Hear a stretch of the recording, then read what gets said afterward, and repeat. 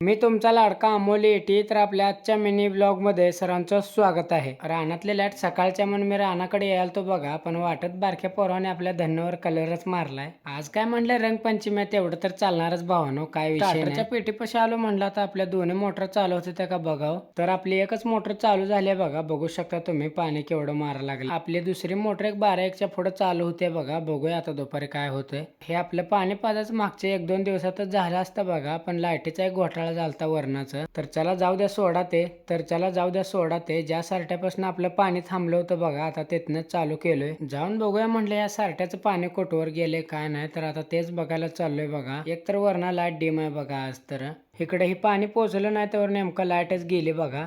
जायचा ताप नको म्हणून म्हणलं आता इथंच बसूया लाईट येऊस, तर कसं बी 1 वाजायला चालत्या म्हणलं आता एकदाच लाईट आले का नाही ते चेक करूया. तर आता आपल्या दोन्ही पण मोटर चालू झालत्या बघा, कारण की आता लाईट एक फुल आलती. मग आता न वेळ घालवता आपली 2-3 राहिलेली सारटी होती त्यालाच आता पाणी लावालोय. आता कुठेशी तर आपण निम्म्यापर्यंत पाजले. आता वरच्या बाजून पाणी सोडायचं होतं, तिकडचं झाल्यावर पैपाचे वाकणं बिकणं आता घेऊन आलोय बघा वरच्या साईडला. असल्यात अजून म्हणलं आता चेंबर खोलायचं बसवायचं, ह्यात लाईट जाते का काय म्हणलं. त्या गडबडीत पटापट हे चेंबर वगैरे आवळून घेतला. इकडे एक पाईप राहिला होता बघा, तेच घेऊन आलोय आता. हे चेंबर खोलायचं आणि बसवायचं, ह्याच्यातच आपले 10-15 मिनिटं जाते ती. असल्या उन्हाचे पाईप पण लय बेकार पळालता बघा हाताला, काय सांगायचं. ज्याची भीती होती तेच नेमकं झालं बघा, लाईट डिम झाली. एका साठ्याला तर पाणी वळवून आलो, जेवढं पेल तेवढं पेल म्हणलं. मग जरा जाऊन थोडं सावलीला बसूया म्हणलं. ह्याने पण बसले ते बघू शकता तुम्ही. तेवढ्यात 4ची पण लाईट गेली म्हणलं, आता तेवढ्यात 4ची पण लाईट गेली. मग नंतर ना आपल्याला दुसरी ड्युटी जॉईन करायला लागली बघा. सकाळी काय भावानं तुम्हाला रंगपंचमीच्या हार्दिक शुभेच्छा काय देता आल्या नाही तर बघा, तर आता माझ्याकडनं तुम्हाला रंगपंचमीच्या हार्दिक शुभेच्छा.